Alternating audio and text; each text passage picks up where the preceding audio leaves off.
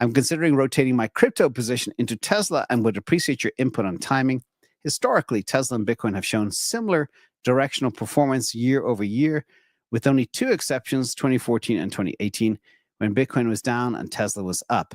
Beyond these deviations, the correlation has generally held, and I value seasonality a lot in my analysis. And from what I've seen, Tesla seems to follow the similar pattern to crypto and the broader S&P 500.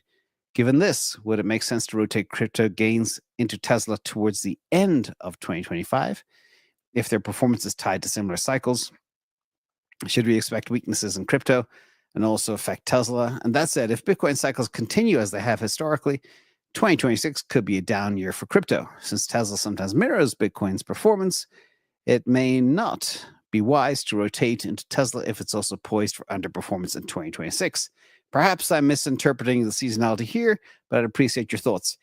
And I hate to say, the reason I answer your question is I want to guide you, because you are misinterpreting the seasonality. And the best way you determine seasonality is to create a pair chart. Everything is a pair.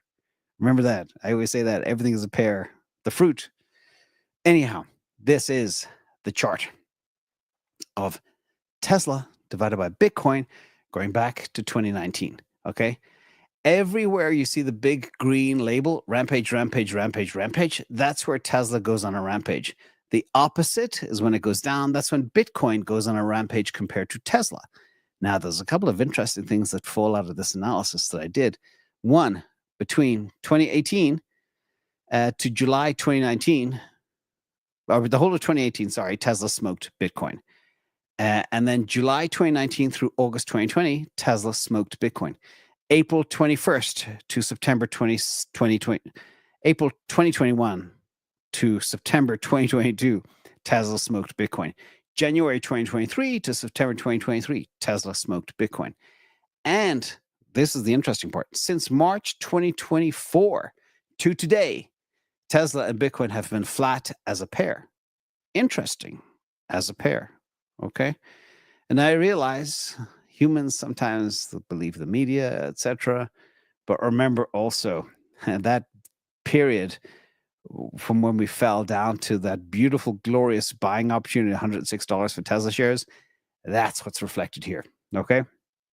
So remember, when you are good at dip buying, you can do extremely well, but always look at the pair chart to understand exactly what's outperforming and what's not. Now, when you analyze the time going back to 2018, okay, Tesla has outperformed Bitcoin 64.91% of the time from January 1st, 2018 to July 27th, 2025. Okay, so Tesla is no slouch. It has beaten Bitcoin 65% of the time.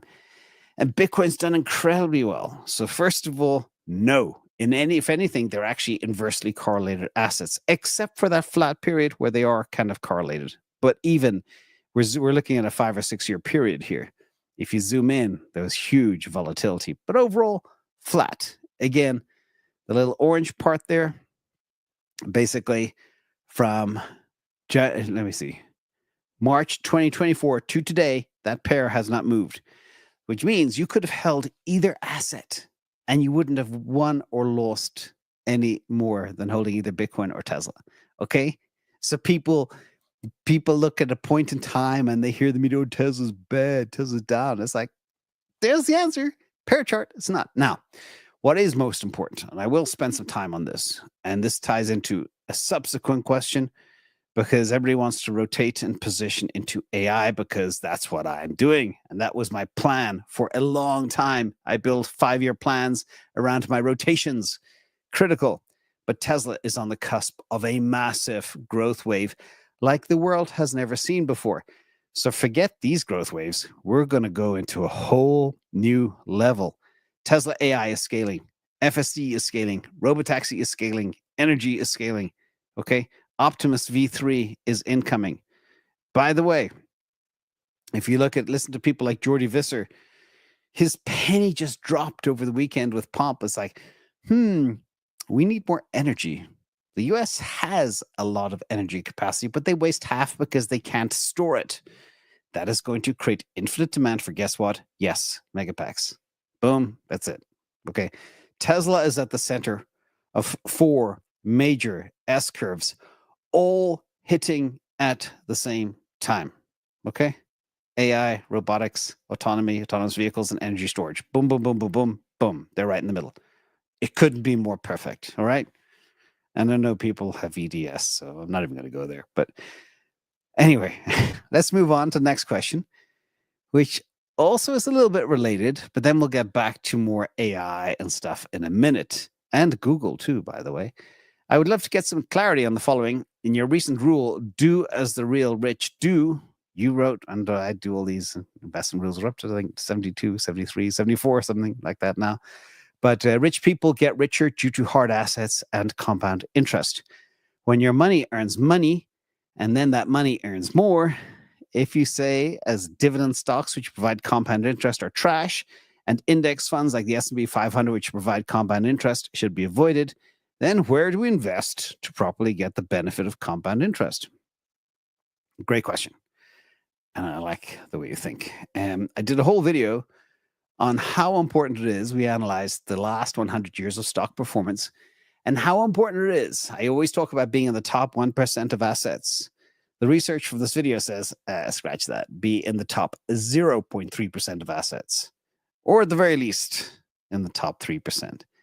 But the more you're in the top 0.3%, the more easy this game becomes to escape the matrix and earn financial freedom. Let's talk about this little chart for a second. 3 columns, the top 0.3% of stocks on the left. And I did a whole video on this, so some of you may have seen this chart before, but again, I create so much content every day, it's hard to remember everything. I don't even remember everything myself, to be honest. But out of nearly 30,000 US stocks from 1926 to 2024, only 86 of them over 100 years, 86, less than 100 stocks, accounted for over $16 trillion of wealth creation. Okay? Just 86 names. And the top 1,000 stocks out of 30,000 stocks, the top 3%, generated all the rest of the wealth, which means the remaining 97% absolutely sucked. Okay? They matched the returns of 1-month treasury bills, which means zero net creation. The bottom 97% is death. Excuse my little death imagery there. It's death. Do not be in that bottom 97%. Okay. In fact, the bottom 50% of stocks will lose you money. They will not make you money. They will lose you money. It's like as bad as crypto.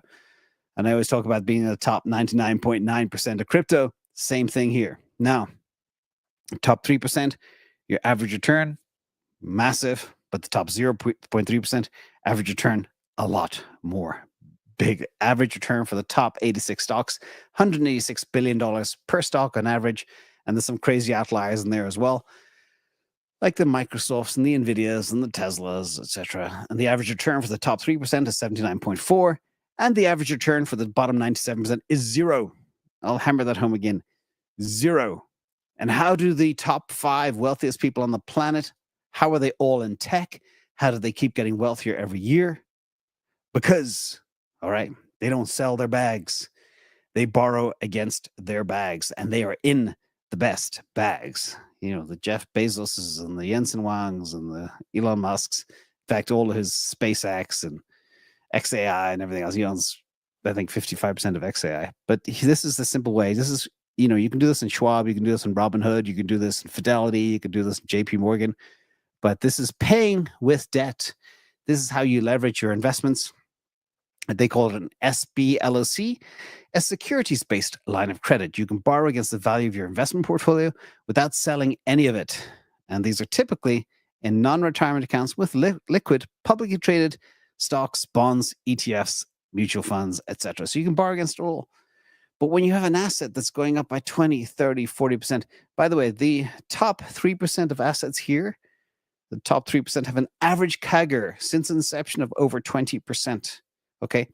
If you have $1 million of assets that's going up by 20% every year, that $1 million within a year becomes $1.2 million. And you're borrowing against the $1 million at, say, 5%. You need 60 grand a year to live. You write off the interest in that debt. but next year your bag becomes 1.2 million instead of a million, you can borrow more without selling anything. Next year you can borrow more, write it all off. That's how the rich get rich. But the real rich are in the best assets. They're not in ETFs. They're not in stocks. If you saw Jeff Bezos' portfolio, it wouldn't be the S&P 500 index. Anyway, moving on.